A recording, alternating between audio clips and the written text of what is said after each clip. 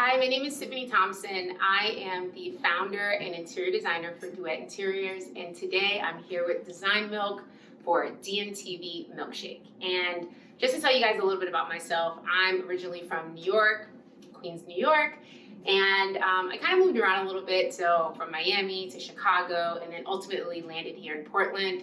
I had a previous 10-year career at Nike Inc., designing footwear as well as apparel, and the last 3 years, I have left to pursue my dreams of interior design and really just bringing comfort and peace and, tranquility to people's homes. So today I'm going to answer a couple of you guys' questions and we'll kind of go from there so you guys can learn a little bit about me.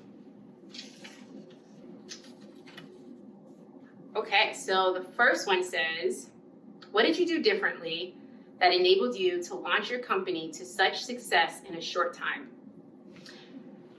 Wow, so, the last 3 years have been pretty insane, and I really attribute it to my ability to create really long-standing relationships. And so being at Nike, one of the biggest companies in the world, specifically in the sports industry, it really allowed me to have these really natural and authentic relationships with athletes, throughout the company. So, for example, I worked in basketball, and being in basketball and working on the sportswear product side of the business, it allowed me to form these relationships with these amazing NBA athletes. And, when I decided to leave, those were some of the first people that called me and really gave me, my first start and having homes of a certain magnitude and, certain budgets, and really just believed in me. And again, I think it's because of the relationships that I built. So I always tell people, you don't necessarily know how you're going to get to your next destination, but if you just make sure along the way that, you're treating people the way that you want to treat them. Also, though, that you're also representing yourself. And so, I became known for like my level of creativity and, my curiosity and my ability to take risk. And I think that is just so helpful in launching my business and having it be successful, is my ability to connect to people. And then my ability to, I have a running joke about, Robin is only good until Batman exists. And so a lot of the times I joke around with clients is, your idea is the Robin, and my experience and my vision, and also again my ability to take chances is going to ultimately get us to the Batman idea, which is going to create something amazing and beautiful that you never expected in your house. So always take risks. Always make sure you have strong relationships with people you never know. And I know they say this a lot in design, but you never know what opportunities are going to come from, a past relationship or interaction that you have with somebody. So I think that's definitely the heart of the success for Duett Interiors thus far. All right, so question number 2. What's your favorite space in your home, and can you talk us through its design? This is hard because I actually love every single space in my house, and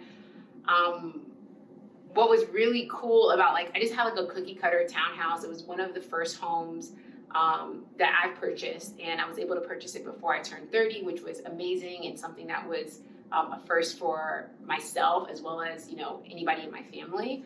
So when I look at the spaces, I think each one has its own vibe, and I really talk about this level of emotions and feelings, and every single space has its own feeling, but it's also an extension of myself. But for me, I think the most unexpected space is my bathroom. So I have a powder bathroom on the first floor of our townhouse, and essentially where it is where all of our guests would kind of interact with, and it's the bathroom that they use.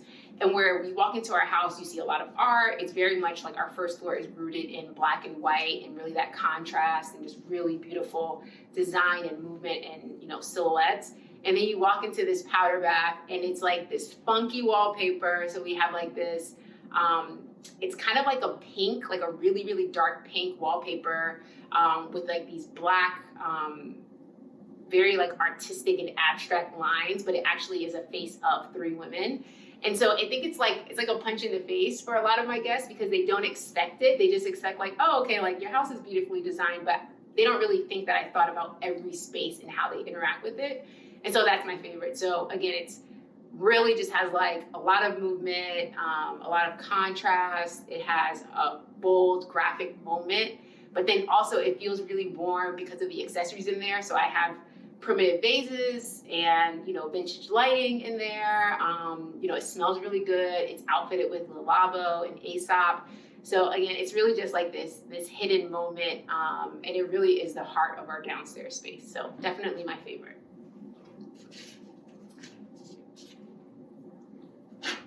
Okay, question number 3. What are you manifesting right now? Right now.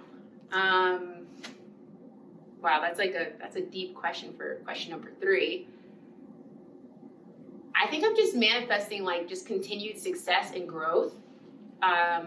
You know, again, like this is my second career, but I definitely know like this is my purpose and the thing that I was put on this earth to do. A little background is, you know, I'm adopted, and so just the notion of what like a home really means to me and just how peaceful and how safe it makes me feel and how it's become this cornerstone of my personality and my being is really important. So my manifestation is just for that experience and like that feeling and, you know, my past experiences to continue to just drive my business to new heights and things that I, you know, necessarily envision, but it hasn't come true yet. So that's what I'm manifesting. It's just all positive success, growth. And I will always say this, I'm always manifesting Rihanna to be one of my clients. And so I have to say that on every video, and I definitely am gonna say that on Design Milk, because you never know who's watching, and the power of manifestation is speaking things into existence. And so, you know, why not? Whoa, okay, so question number 4 is, what do many people misunderstand about their homes? I think that we sometimes look at homes as like this place for us to dwell, right? And it's just, you know, it's not an object, but it's just this thing, right? It's this place for us to essentially like, it's kind of like a utilitarian kind of interaction that we have with it. But I think the reality is, and I talk to clients about this all the time, is like sometimes the absence, like the silence that you have to have with your home and getting to know your home is like a relationship. You're essentially building this relationship with this place and then trying to really get the story out for what it's trying to tell you.